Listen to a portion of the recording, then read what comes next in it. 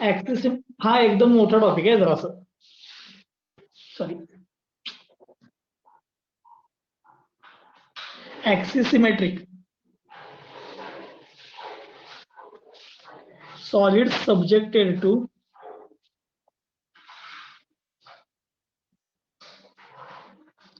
ऍक्सिसिमेट्रिक loading.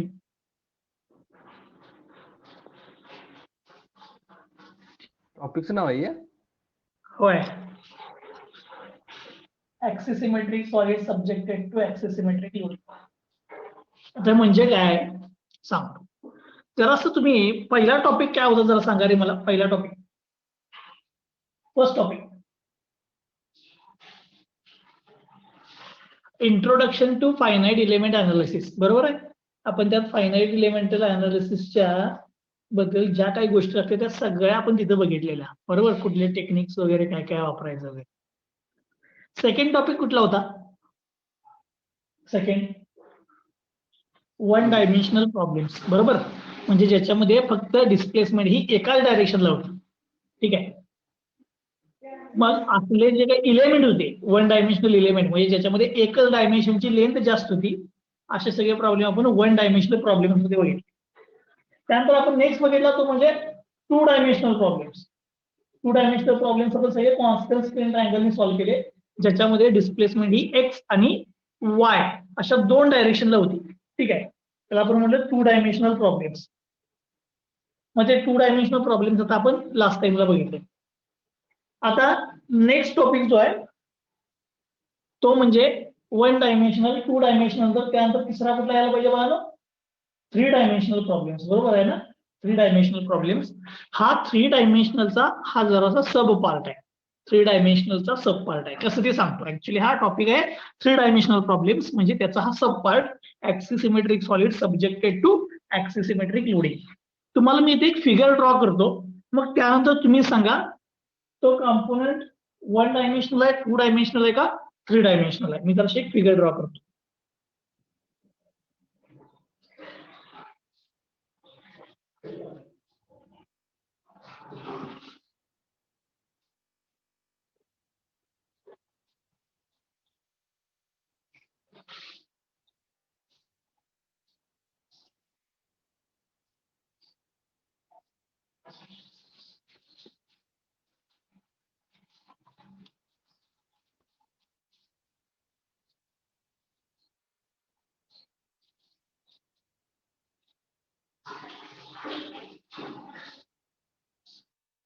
बघा, हा मी आता एक इथं इलेमेंट दाखवलाय.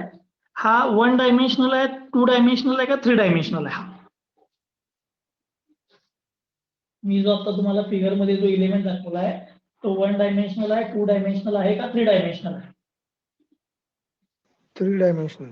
Three dimensional. थ्री डायमेन्शनल आहे. ओके, ठीक आहे. आता आपण जे बघणार ते सगळे थ्री डायमेन्शनल इलेमेंट बघणार आहे, म्हणजे ज्याच्यामध्ये एक्स डायरेक्शन, वाय डायरेक्शन आणि झेड डायरेक्शनला सगळ्या डायरेक्शनला लेंथ आहेत आणि त्या कम्पेरेबल आहेत. आपण वन डायमेन्शनल मध्ये काय करत होतो, एका डायरेक्शनची लेंथ एकदम मोठी घ्यायचो आणि दुसऱ्या डायरेक्शनची लेंथ एकदम लहान, त्यामुळे त्याला 1D म्हणायचो. म्हणजे दुसऱ्या डायरेक्शनची लेंथ आपण काय करायचो, निग्लेक्ट करायचो. टू डायमेन्शनल साठी आपण काय करत होतो, एका डायरेक्शनची लेंथ जास्त, दुसऱ्या डायरेक्शनची लेंथ जास्त आणि तिसऱ्या डायरेक्शनची थिकनेस ही निग्लिजिबल घ्यायची. पण आता या तिन्ही डायरेक्शनला कम्पेरेबल डायमेन्शन असणार, तर हा झाला तुमचा आता थ्री डायमेन्शनलचा प्रॉब्लेम. मग आता या थ्री डायमेन्शनलच्या प्रॉब्लेम मध्ये जर मला याचं डिस्क्रिटायझेशन म्हणजे मेशिंग करायचं असेल आणि डिस्क्रिटायझेशन करून जर त्यातल्या प्रत्येक इलेमेंटच्या डिस्प्लेसमेंट, स्ट्रेस, स्ट्रेन यांच्या जर व्हॅल्यूज डिटरमाइन करायच्या असतील तर हा प्रॉब्लेम कसा सॉल्व्ह करायचा ते सांग. मग त्यासाठी आपण एक स्पेशल केस कन्सिडर केल्या, ती म्हणजे ऍक्सिसिमेट्रिक सॉलिड. आता पहिल्यांदा ऍक्सिसिमेट्रिक सॉलिड म्हणजे काय बघा, तुम्ही इथे झेड ऍक्सिस घेतला, झेड ऍक्सिस, तर झेड ऍक्सिसच्या अबाउट हा कॉम्पोनंट, झेड ऍक्सिसच्या अबाउट हा कॉम्पोनंट काय बघा, सिमेट्रिक आहे. म्हणजे कोणत्या तरी एका ऍक्सिसच्या अबाउट कॉम्पोनंट सिमेट्रिक पाहिजे. ठीक आहे, त्याला म्हणतो आपण ऍक्सिस सिमेट्रिक सॉलिड. एका ऍक्सिसच्या अबाउट सिमेट्रिक सॉलिड. ठीक आहे, त्यामुळे झेड ऍक्सिसच्या अबाउट हा सिमेट्रिक सॉलिड आहे. त्याच्याबरोबर ऍक्सिस सिमेट्रिक लोडिंग. आता मी याचं लोडिंग दाखवतो, लोडिंग. ठीक आहे, त्या लोडिंग दाखवण्यासाठी मी ते एक फिगर ड्रॉ करतो. मी काय करतो, याला कट करतो मधून, इथून मधून कट करतो आणि मधून कट करून त्याचा मी इथं सेक्शनल व्ह्यू दाखवतो.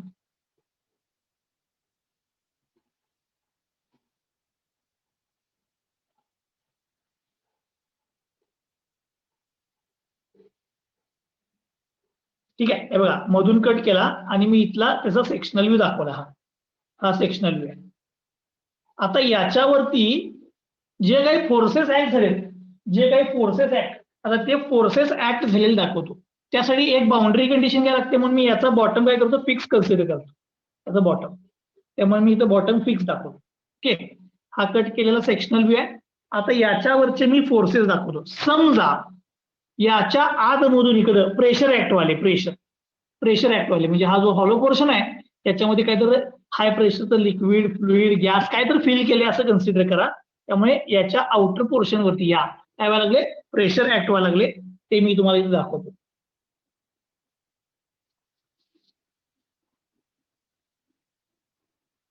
आता प्रेशर असेलच नसेलच काही फरक पडत नाही. प्रेशर असेल तर प्रेशर दाखवा, प्रेशर नसेल तर सरफेसचा फोर्स दाखवा. ठीक आहे, प्रेशर असेल तर प्रेशर म्हणा, प्रेशर नसेल तर सरफेसचा फोर्स ट्रॅक्शन म्हणा.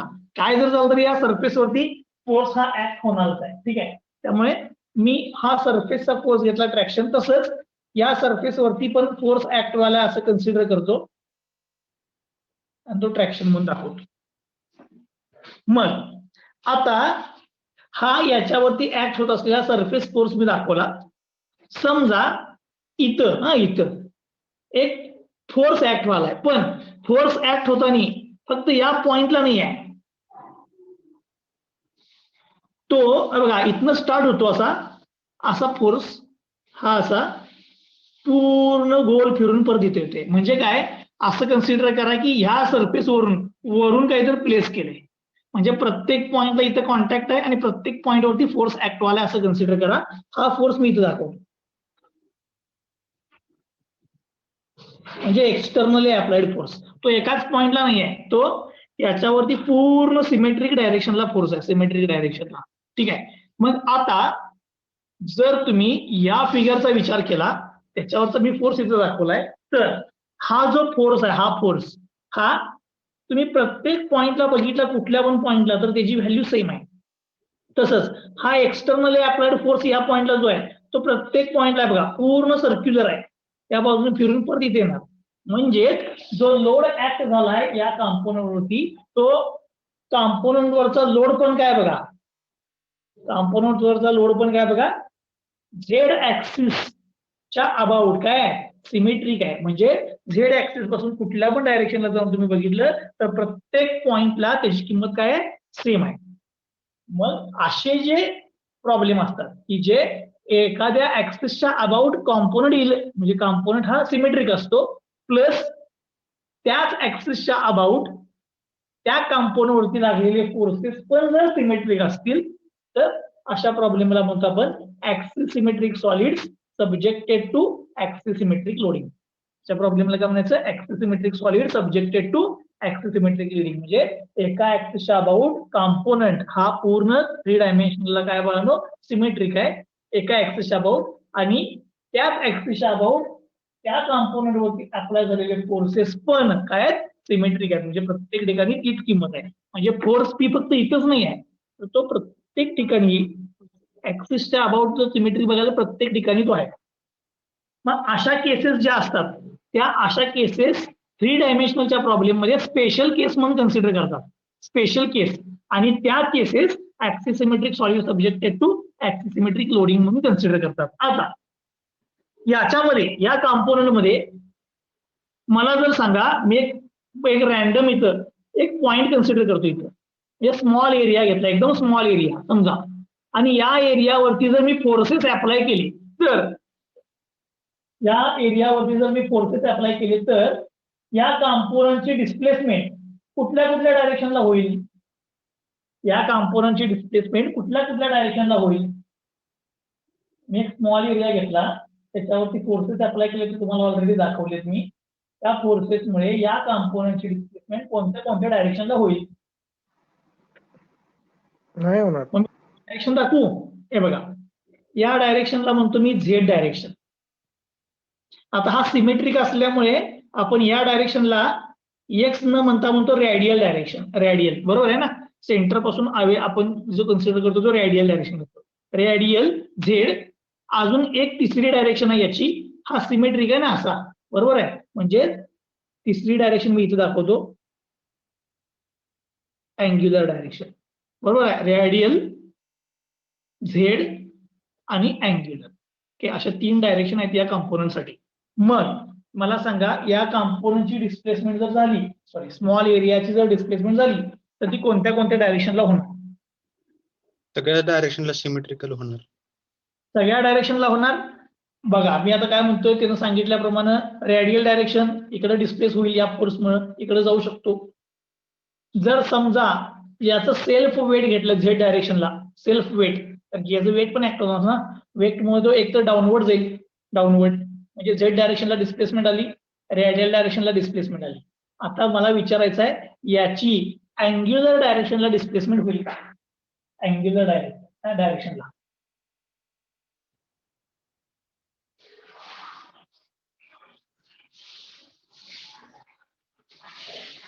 अँग्युलर डायरेक्शनला त्याची डिस्प्लेसमेंट होईल का.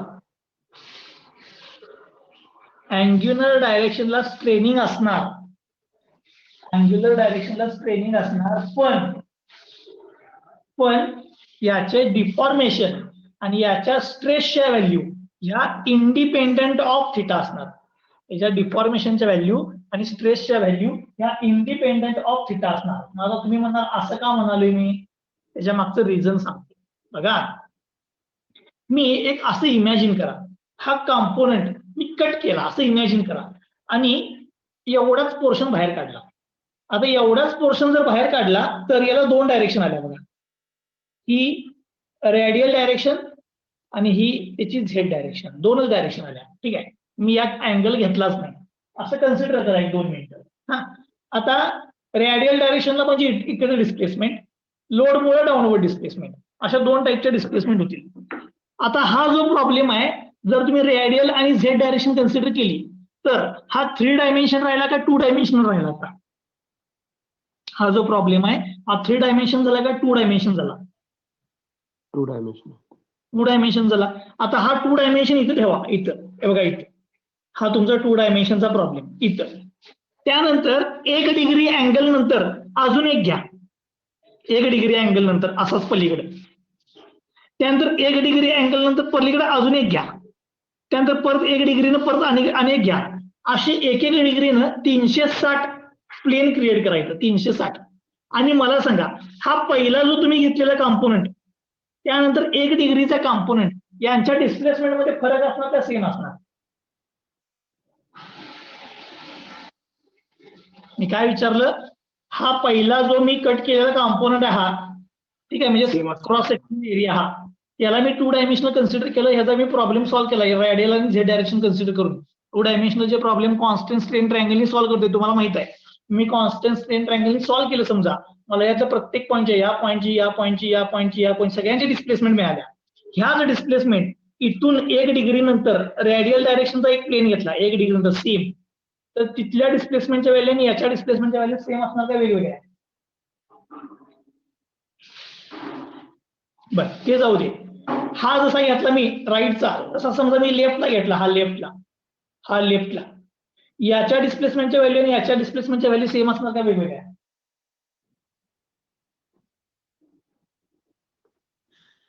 सेम असेल. याची डिस्प्लेसमेंट राईटला 2 mm झाली, तर याची डिस्प्लेसमेंट राईटला किती व्हायला पाहिजे. 2 mm.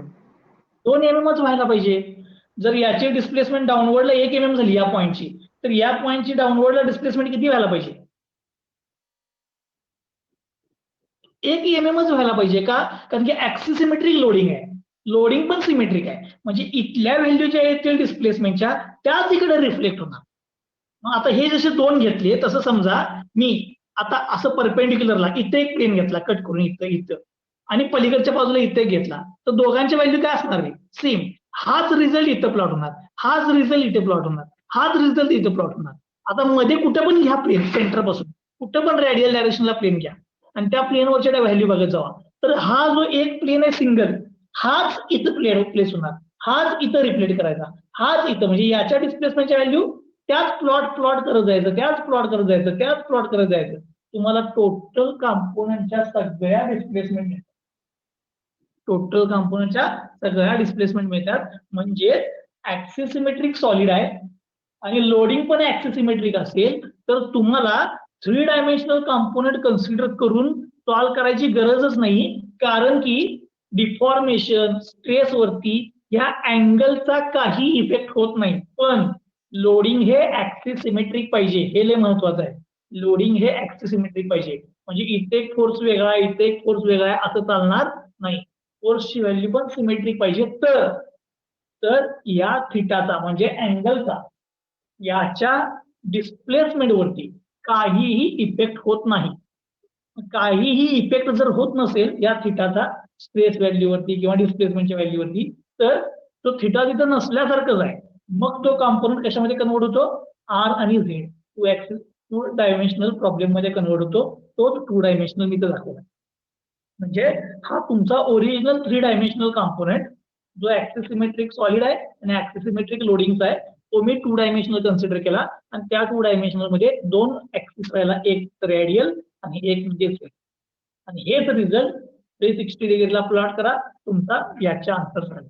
म्हणजे काय ज्या वेळेला तुम्ही फायनाईट एलिमेंटच्या सॉफ्टवेअरला असा एखादा कॉम्पोनंट देत आहे जो एखाद्या ऍक्सिसच्या अबाउट सिमेट्रिक आहे आणि लोडिंग पण सिमेट्रिक लावले तर ते सॉफ्टवेअर काय करते दिलेल्या प्रॉब्लेमला 3Dच्या प्रॉब्लेमला ते 2D मध्ये कन्वर्ट करते.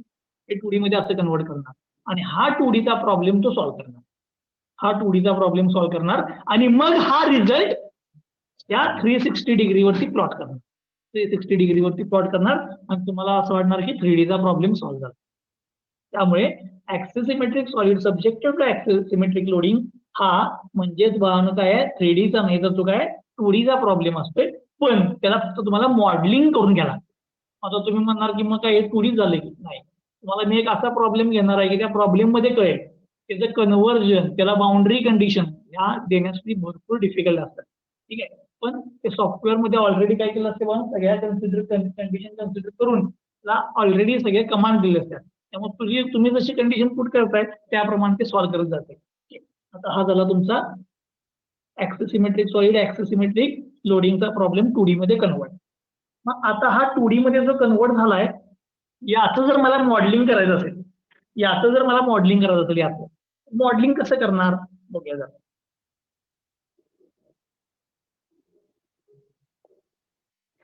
आता तुम्ही सांगा प्रॉब्लेम तर 2D ला कन्वर्ट झालाय, आता याचं मॉडेलिंग कशाने करणार, कुठला एलिमेंट घेऊ, ट्रायंग्युलर घेऊ, क्वाड्रिलॅटरल घेऊ का हायर ऑर्डर घेऊ?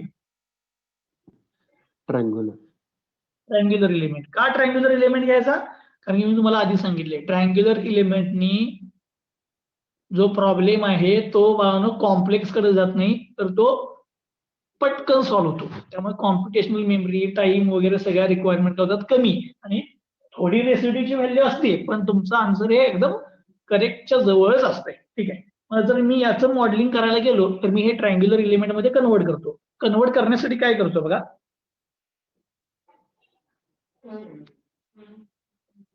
हा पहिला ट्रायंग्युलर एलिमेंट 1 नंबर,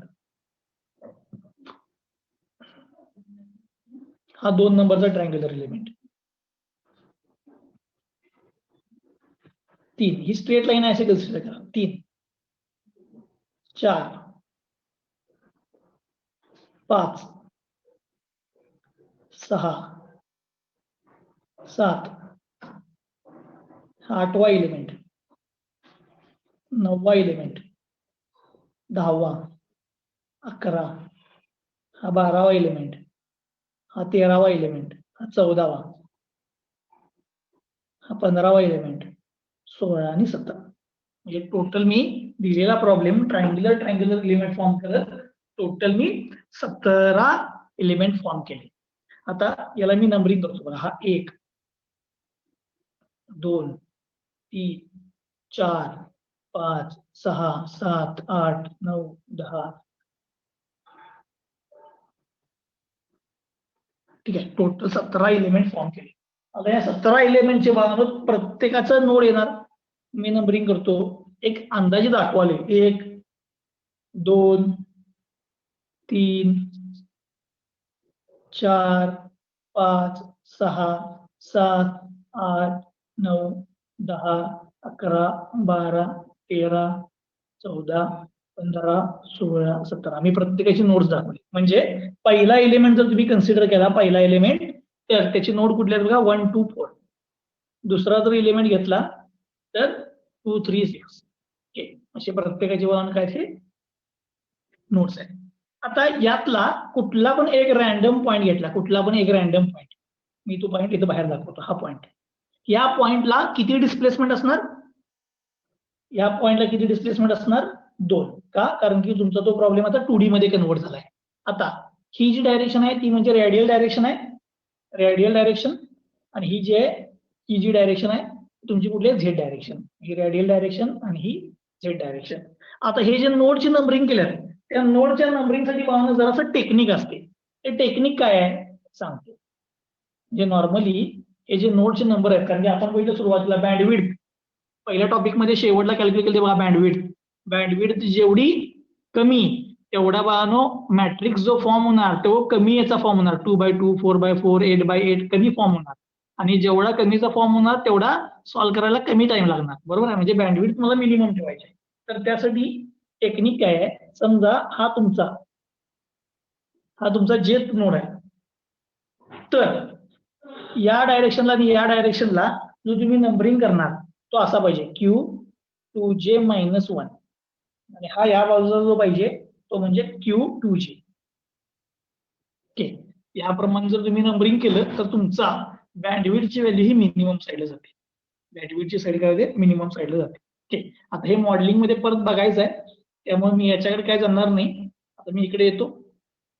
आता तुम्ही मला सांगा, ऍक्सिसिमेट्रिक solid subjected to axisymmetric loading जर आला तुम्हाला, तर तुम्ही तो प्रॉब्लेम कसा सॉल्व्ह करणार?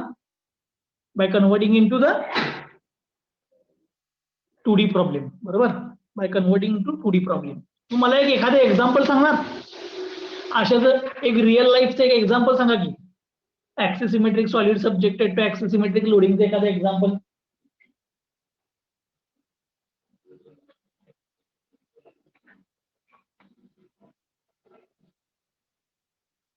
जरा पटकन सांगणार काय?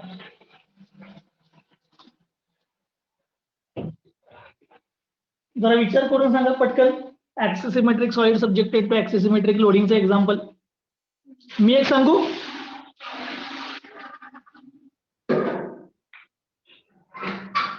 काय? फ्लायव्हील. जरासं इथे फिगर काढतो बघा.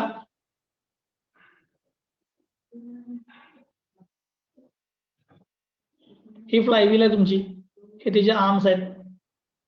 आपण फ्लायव्हीलचं सगळे मास आउटर पोर्शनला कॉन्सन्ट्रेट घेतोय. फ्लायव्हील वरती सेंट्रिफ्युगल फोर्स ऍक्ट होणार. हा इकडे बाहेर, या पॉइंटला घेतला तर इकडं, या पॉइंटला घेतला तर इकडं, या पॉइंटला घेतला तर इकडं, या पॉइंटला घेतला तर इकडं. बरोबर? म्हणजे प्रत्येक ठिकाणी सेंट्रिफ्युगल फोर्स असणार सर्क्युलर डायरेक्शनला, आणि FC = m⍵²R किंमत आहे त्याची. म्हणजे प्रत्येक पॉइंटला रेडियल फोर्स आणि सिमेट्रिक आहे.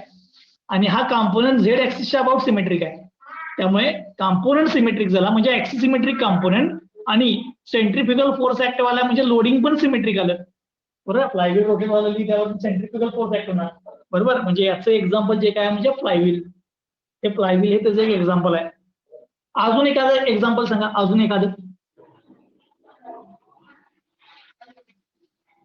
एखादं example. Pressure vessel. Yes, pressure vessel एकदम बरोबर सांगितले. प्रेशर वेसल मी जरासं गॅस सिलेंडर काढतो घरातलं. गॅस सिलेंडर,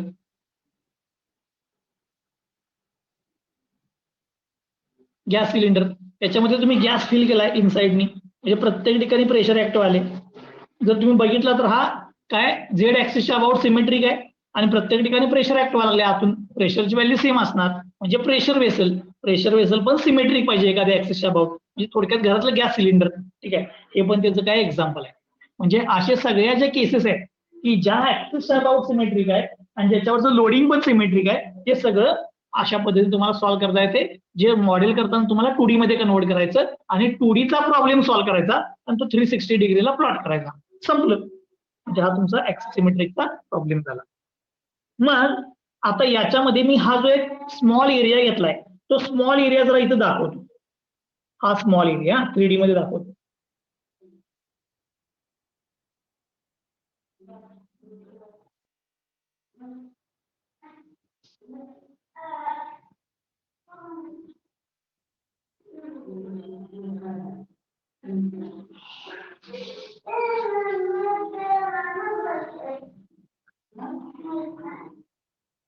मी इथला स्मॉल एरिया जो घेतलाय तो तुम्हाला स्मॉल एरिया. आता ऍक्च्युली कसं झालं, हा 2D मध्ये होता त्यामुळे दिसत होता, पण सर्क्युलर मध्ये गेला की तुम्हाला तो पूर्ण दिसणार बघा.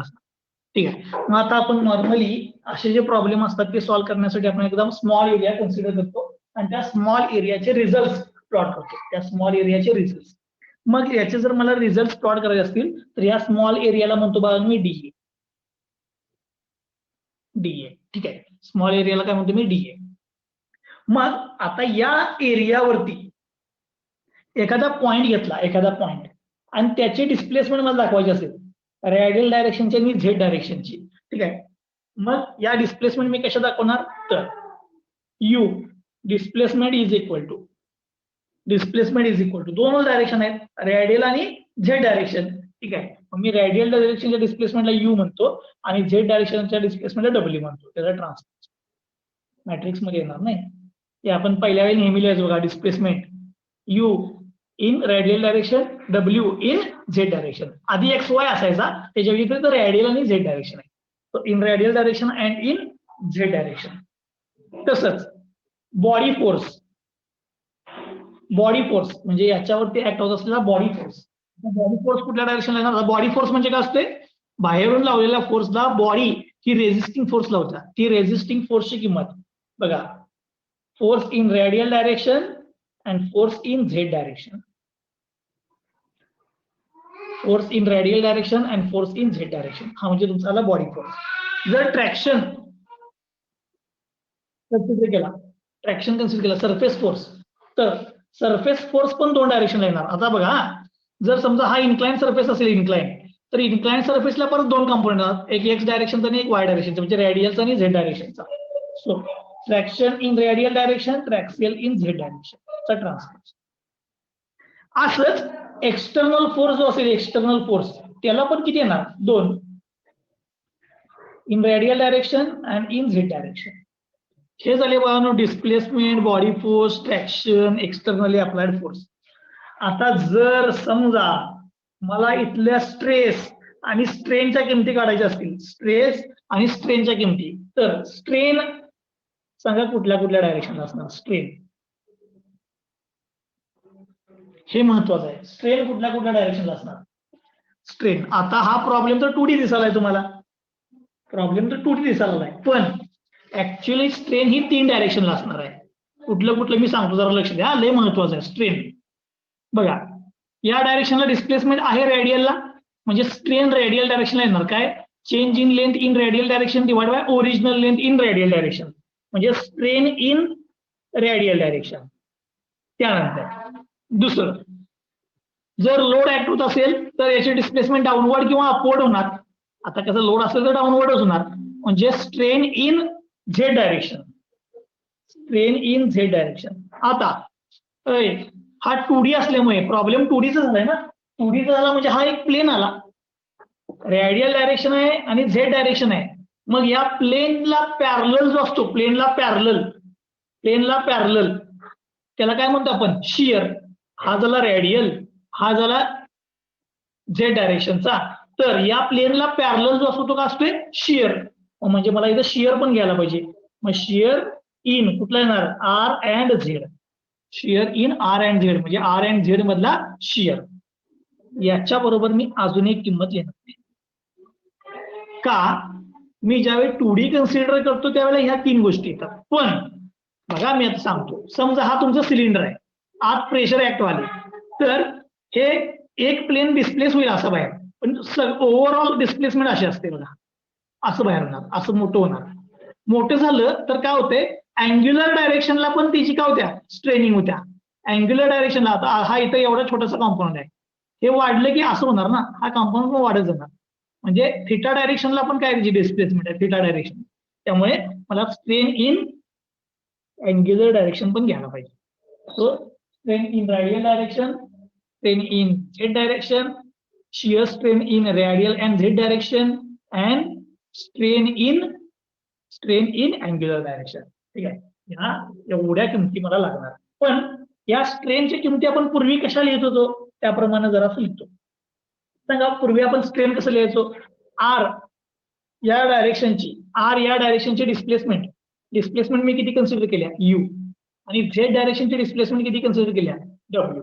मग इथं काय येणार बघा, डो यू म्हणजे यू डायरेक्शनची change in length divide by त्या डायरेक्शनची original length, do U by do R.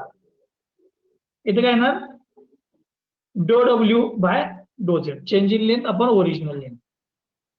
Shear आहे आर आणि झेड डायरेक्शनचा, म्हणजे काय येणार, do U by do Z plus do W by do R. हे आपण तुम्हाला मी आधी सांगितलेलं की डिस्प्लेसमेंट आर डायरेक्शनची, पण डायरेक्शन इथं झेड येणार. इथं डिस्प्लेसमेंट झेड डायरेक्शनची, पण डायरेक्शन इथं आर येणार. म्हणजे यू एक्स आणि वाय मध्ये लक्षात ठेवायचं, म्हणजे तुम्हाला हे लिहिता येईल.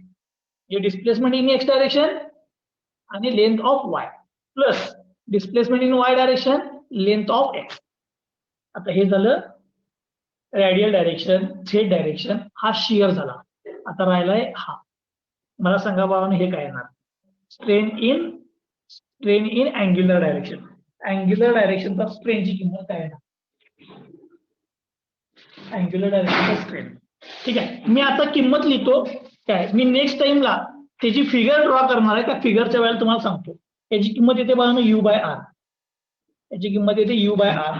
आता ती यू बाय आर कशी येते, strain in theta direction divide by original. ते कसं आलं हे तुम्हाला मी नेक्स्ट टाइमला डेरिव्हेशन जे करणार आहे त्या डेरिव्हेशन मध्ये तुम्हाला दाखवतो. तोपर्यंत आता लिहिलं यू बाय आर, ते नेक्स्ट टाइमला मी तुम्हाला करून दाखवतो. काय होणार, आता पण मी करून दाखवणार, पुढच्या वेळेला परत ती फिगरच ड्रॉ करायला लागते मला, मी नेक्स्ट टाइमला दाखवतो. यू बाय आर म्हणजे उद्या u by R. So strain in theta angular direction हा येते यू बाय आर. हे झालं बघा तुमचं स्ट्रेनचा मॅट्रिक्स. असंच जर स्ट्रेसचा मॅट्रिक्स काढला, तर स्ट्रेसचा मॅट्रिक्स काय आहे सांगा. स्ट्रेसचा matrix sigma is equal to हे बघा, इथे काय होता, स्ट्रेन इन रेडियल डायरेक्शन, त्याच्याऐवजी काय येणार होतं, स्ट्रेस इन रेडियल डायरेक्शन. त्यानंतर स्ट्रेस इन झेड डायरेक्शन, त्यानंतर shear stress in radial and Z direction, बरोबर त्या प्लेन मधला. त्यानंतर स्ट्रेस इन अँग्युलर डायरेक्शन. हे म्हणजे तुमच्या स्ट्रेसच्या किमती. ठीक आहे, म्हणजे रेग्युलर मध्ये आतापर्यंत 3च किमती असायच्या, पण हा ऍक्च्युअली 3 डायमेन्शनलचा कॉम्पाऊंड असल्यामुळे इथे स्ट्रेन इन काय आले, अँग्युलर डायरेक्शन पण आले, थिटा पण आले. मग तुम्हाला या दोघांचं रिलेशन माहित आहे, स्ट्रेस आणि स्ट्रेनचं रिलेशन तुम्हाला माहित आहे, मागच्या टॉपिक मध्ये बघितले खाली. But stress is equal to असते D into E. Stress is equal to material property into strain. आता ही जे मटेरियल प्रॉपर्टी आहे की नाही, याचा फॉर्म्युला पे तुम्हाला मी लिहून देणार आहे मटेरियल प्रॉपर्टीला, पण तुम्ही आज लिहून देत नाही, पण त्याचं डेरिव्हेशन तुम्हाला नाही आहे, पण तो प्रॉब्लेम सॉल्व्ह करताना लागणार आहे. मटेरियल प्रॉपर्टीचा फॉर्म्युला मी तुम्हाला नेक्स्ट लेक्चरच्या वेळेला लिहून देतो. ठीक आहे, फक्त लिहितो where D is material property matrix.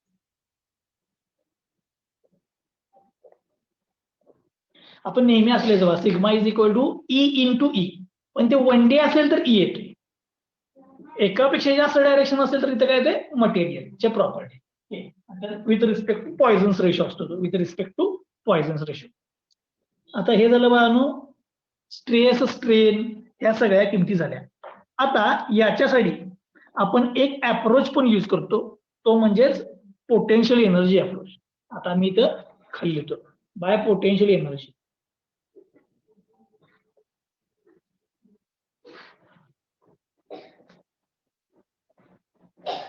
आता मी हे का लिहिलंय कारण की हे डेरिव्हेशन साठी लागणार आहे. ठीक आहे, फक्त आज पोटेन्शियल एनर्जी लिहिणार आहे आणि मग मी बघा थांबणार आहे. Okay, by potential energy approach. सांगा, आपण पोटेन्शियल एनर्जी लिहितो. पोटेन्शियल एनर्जी, ही पोटेन्शियल एनर्जी काय काय असते सांगा. पहिल्या टॉपिक पासून आपण ते बघत आलोय, मागच्या टॉपिक मध्ये पण बघितलं. Potential energy strain energy minus work potential, बरोबर. Strain energy minus work potential. मग आता पहिल्यांदा इथं स्ट्रेन एनर्जी लिहितो मी, स्ट्रेन एनर्जी. ठीक आहे, पहिला फॉर्म्युला लिहितो, मग मी तुम्हाला एक्सप्लेन करतो. पहिल्यांदा फॉर्म्युला लिहितो आणि मग एक्सप्लेन करतो.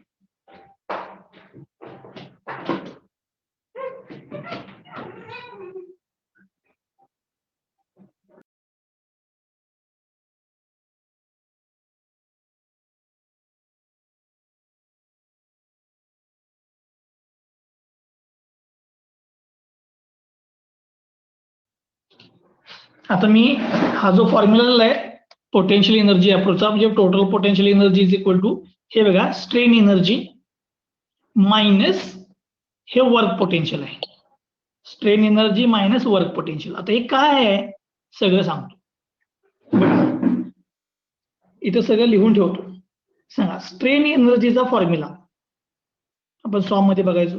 Strain energy is equal to 1/2 stress into strain into volume. हा आपला फॉर्म्युला आहे. 1/2 stress into strain into volume. इथं बघा 1/2, हे इंटिग्रेशन बद्दल नंतर बोलतो. हा, 1/2 स्ट्रेस इंटू स्ट्रेन इंटू काय पाहिजे मला, व्हॉल्यूम. आता व्हॉल्यूम कसं काढलाय हे सांगतो. बघा, याच्यामध्ये एक स्मॉल एलिमेंट कन्सिडर करतो मी. एक स्मॉल एलिमेंट कन्सिडर करतो. यात एक कट केला, स्मॉल एलिमेंट कट केला. याचा अँगल मी घेतला d थिटा. आर एवढ्या रेडियसला मी ही लेंथ घेतली dr आणि ही z डायरेक्शन आहे, म्हणजे हे dz. म्हणजे हा जो तुम्ही स्मॉल एलिमेंट कन्सिडर केलाय, हा स्मॉल एलिमेंट, त्या स्मॉल एलिमेंटचा जर तुम्हाला व्हॉल्यूम काढायचं असेल, व्हॉल्यूम, त्या स्मॉल एलिमेंटचा व्हॉल्यूम, तर त्या स्मॉल एलिमेंटचा व्हॉल्यूम काढणार बघा, हा एरिया इंटू हे काय यायला पाहिजे, त्याची अँगल. बरोबर, व्हॉल्यूम काढायचं ना मला, म्हणजे लेंथ यायला पाहिजे. मग याचा व्हॉल्यूम काय येणार बघा, dv. याचा स्मॉल व्हॉल्यूम, याचा व्हॉल्यूम बघा काय येणार बघा, हा एरिया इंटू ही त्याची लेंथ. मधली घेतली तरी चालत्या, पण ही घ्या लेंथ. हा आर्क आहे. आर्क कसं काढणार, radius into angle, R into d theta. पण एरिया म्हणजे काय बघा, dr into dz into R into d theta. म्हणजे व्हॉल्यूमची किंमत dr dz to R into d theta. R into d theta into हे dr इंटू dz आहे बघा, dr इंटू dz. हा जो एरिया आहे, एरिया हा dr इंटू dz, हे फक्त आहे असं ठेवले. So area into R into d theta, area into R into d theta. Okay, हे आला व्हॉल्यूम, त्या स्मॉलचा व्हॉल्यूम आला.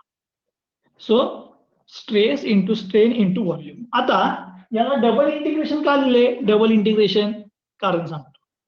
हा जो स्मॉल एरिया आहे, small area dr into d theta, dr into dz, म्हणजे हा स्मॉल एरिया आहे ना. म्हणजे या एरियाला पण तुम्हाला इंटिग्रेट करायला पाहिजे जर टोटल एरिया पाहिजे असेल, आणि टोटल अँगल जर पाहिजे असेल तर थिटाला पण इंटिग्रेट करायला पाहिजे. म्हणजे एरियाचं पण इंटिग्रेशन व्हायला पाहिजे आणि थिटाचं पण इंटिग्रेशन व्हायला पाहिजे. म्हणून काय केले, एरियाच्या इंटिग्रेशन साठीचा एक इंटिग्रेशन आहे आणि थिटाच्या इंटिग्रेशन साठीचा एक इंटिग्रेशन आहे. पण यातला मी एक इंटिग्रेशन घालवणार आहे आता, एक इंटिग्रेशन घालवणार आहे. कसं ते सांगतो 2 मिनिटं. ठीक आहे. त्यामुळे विथ रिस्पेक्ट टू एरिया पण इंटिग्रेट व्हायला पाहिजे आणि विथ रिस्पेक्ट टू थिटा पण इंटिग्रेट व्हायला पाहिजे. ठीक आहे. त्यामुळे डीए डी थिटा आहे, त्यामुळे 2 इंटिग्रेशन आले with respect to area, with respect to angle. तुम्हाला लिमिट बघायला, हे विथ रिस्पेक्ट टू एरिया आहे, हा विथ रिस्पेक्ट टू अँगल आहे. आता मी येतो परत याच्याकडे. पुढं इथं वर्क पोटेन्शियल. वर्क पोटेन्शियल म्हणजे काय रे, फोर्स इंटू डिस्प्लेसमेंट. बघा, फोर्स इंटू डिस्प्लेसमेंट. पण फोर्स असतोय तो काय येतोय, पर युनिट व्हॉल्यूम असतोय. पर युनिट व्हॉल्यूम म्हणजे याला व्हॉल्यूम न मल्टिप्लाय करायला पाहिजे. व्हॉल्यूम काय आत्ताच लिहिलं मी, R DA D theta. R DA D theta स्मॉलचा व्हॉल्यूम आहे. आता हे डीए आला डी थिटा आला म्हणजे याला डबल इंटिग्रेट करायला पाहिजे. So with respect to area, हा with respect to angle. Area केला की टोटल एरिया मिळणार, विथ रिस्पेक्ट टू थिटा केला की टोटल थिटा मिळणार. ठीक आहे. त्यामुळे हा आला तुमचं work potential due to body force. तसंच हे विथ रिस्पेक्ट टू काय येणार, ट्रॅक्शन. पण ट्रॅक्शन हा पर युनिट व्हॉल्यूम नसतोय, पर युनिट एरिया असतोय. मग तो एरिया काय होते, r dl into d theta. R dl into d theta. त्यामुळे त्याची स्मॉल लेंथ मी डीएल एवढी कन्सिडर केली, small length dl. So r dl into d theta. मग हे विथ रिस्पेक्ट टू लेंथ आलं, हे विथ रिस्पेक्ट टू थिटा आलं. विथ रिस्पेक्ट टू थिटाचं इंटिग्रेशन येत आहे, विथ रिस्पेक्ट टू लेंथचं इंटिग्रेशन येत आहे, म्हणजे विथ रिस्पेक्ट टू लेंथ. त्यानंतर हे समेशन काय येणार, बाहेरचा फोर्स जो असेल त्याचं work done, P into you. आता हे तिन्ही मायनस का पाहिजेत, कारण की इक्विलिब्रियम कंडिशनला strain energy is equal to काय असते, वर्क पोटेन्शियल. त्यामुळे हे मायनस लिहिलं. ठीक. आता याच्यामध्ये फक्त मला एक सांगा, मी जे लिहिलं इथं इक्वेशन, हे पूर्वी जे लिहिलेलं तेच लिहिले, फक्त इथे डबल इंटिग्रेशन आले का, कारण की ते विथ रिस्पेक्ट टू डी आणि विथ रिस्पेक्ट टू डी आहे, त्यामुळे 2 इंटिग्रेशन आले.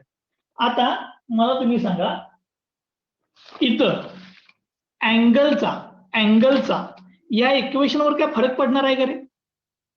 अँगलचा या इक्वेशनवरती काय फरक पडणार आहे? स्ट्रेस अँगलवरती डिपेंड आहे, स्ट्रेन अँगलवरती डिपेंड आहे, रेडियस या अँगलवरती डिपेंड आहे? नाही. जे किमत्या ह्या कुठल्याच अँगलवरती डिपेंड नाही. त्यामुळे तुम्ही डायरेक्ट जर डी थिटाचं इंटिग्रेशन करायला गेला तर त्याचं थिटा येणार, थिटा. आणि त्याला जर लिमिट पुट केला तर लिमिट काय बघा, 2π to 0. म्हणजे एक इंटिग्रेशन करा, डी थिटाचं आलं थिटा, कारण की इथं साइन थिटा वगैरे काहीच नाही बघा, असं साइन थिटा कॉस थिटा बाकी काहीच नाही, विथ रिस्पेक्ट टू थिटा काहीच नाही आहे.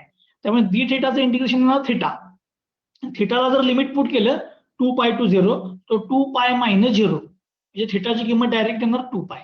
त्यामुळे हेच इक्वेशन थिटाचा इफेक्टच नसल्यामुळे मी यातलं एक इंटिग्रेशन काढतो, म्हणजे डी थिटाचं इंटिग्रेशन थिटा आलं आणि हा फॉर्म्युला देतो 1/2 integration with respect to area R DA into थिटाचं इंटिग्रेशन झालं, थिटा येणार लिमिट 2π to 0, 2π - 0 म्हणजे 2π. ओके. तसंच दुसऱ्यासाठी minus with respect to area U transpose into F R DA. D थिटाचं इंटिग्रेशन झालं 2π to 0, पुट केला की 2π येणार, minus integration with respect to length U transpose T into R into DL. D थिटाचं integration झालं, limit put केली की 2π येणार, minus summation U I transpose P I. हे जर तुम्ही बघितलं तर हे पूर्वीसारखंच आहे, फक्त इथं एक ऍडिशनल गोष्ट आली ती म्हणजे 2π. आणि 2π सगळ्यांच्या मध्ये कॉमन आहे, सगळ्यांच्या मध्ये. त्यामुळे तुम्ही हा कॉमन बाहेर लिहिला तरी चालते वेगळा, किंवा ह्या सगळ्याला 2π ने मल्टिप्लाय करतो. हा झाला तुमचा भावना काय, पोटेन्शियल एनर्जी. म्हणजे या 3 डायमेन्शनल कॉम्पोनंट मधली ही काय मिळाली तुम्हाला, पोटेन्शियल एनर्जी. आता ह्या पोटेन्शियल एनर्जीचा यूज करून तुम्हाला माहिती आहे आपल्याला काय करता येते, स्टिफनेस मॅट्रिक्स वगैरे डिटरमाइन करता येते, किंवा पेपरमध्ये एवढंच म्हणू शकतात, explain potential energy of axisymmetric solid subjected to axisymmetric loading. हे एवढंच डिटरमाइन करा असं पण सांगू शकतात. ओके. हे झाली बघा पोटेन्शियल एनर्जी. आता तुम्हाला याच्याबद्दल काय डाऊट असेल तर विचारा, उद्या काय असणार आहे मी सांगतो. मी तुम्हाला याच्या आधी एकदा म्हटलं होतं माहितीये काय, ज्याला कॉन्स्टंट स्ट्रेन ट्रायंगलचं डेरिव्हेशन घेतलं त्यावेळेला तुम्हाला मी असं म्हटलेलं की कॉन्स्टंट स्ट्रेन ट्रायंगलचं डेरिव्हेशन पुन्हा एकदा होणार आहे, बरोबर. आता ते कॉन्स्टंट स्ट्रेन ट्रायंगलचं डेरिव्हेशन पुन्हा एकदा म्हणजे उद्या होणार आहे आणि ते मी यासाठी वापरणार यासाठी आहे तेच डेरिव्हेशन 80% सेम 20% वेगळा असणार. जर बघा आता कुणाला काही डाऊट असेल तर विचारा. काय फक्त आपण बघितले प्रॉब्लेम मॉडेलिंग कसा करायचा, तो 3Dचा 2D का झाला आणि त्याच्यावरून स्ट्रेस स्ट्रेनच्या या किमती फक्त लिहिल्यात आणि फक्त पोटेन्शियल एनर्जी लिहिल्या त्याची, त्यापेक्षा काय वेगळं करायचं नाही.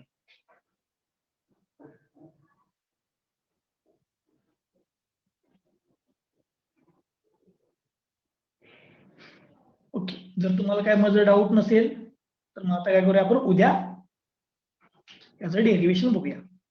ठीक आहे, उद्या डेरिव्हेशन बघूया. चलो मी आता बघा थांबतो.